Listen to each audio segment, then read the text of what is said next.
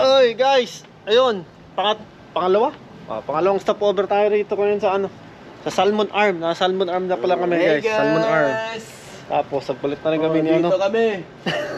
Kasi kunwari maggas ba? Pero iihi lang. tsaka umihirin kami.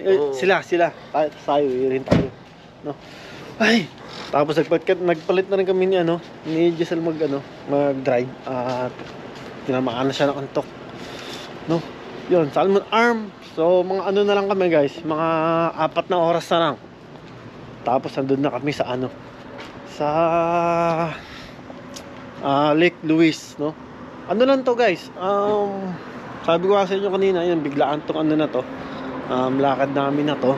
Kasi may rason, at yung rason na yun, medyo tumanggit ko sa inyo kanina.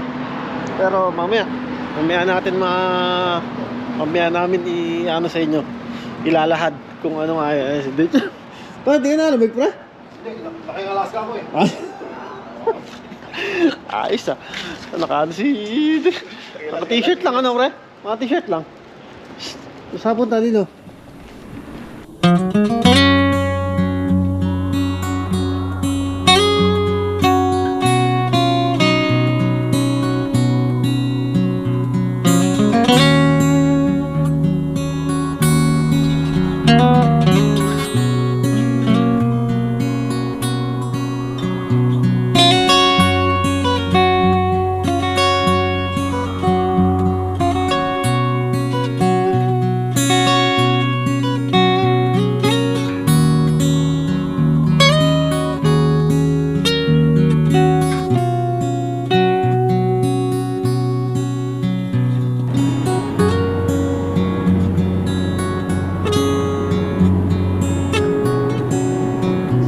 Kalahating oras na lang. Daming daan. Hindi mo makita sa kapal naman. Sa kapal ng pag. Ayun o, pre. Diba yung kapre, nag-iosip. Dami naming nalusutan na ano, na mafag. Kasi ito nga sa taas. Tulog sila. Kasama ka kayo lang. Kasama ko. Ako tulog. Mahala kayo.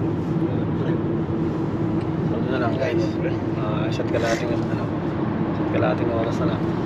Dito na tayo sa lake. Kita ko lasing kayo. Uy!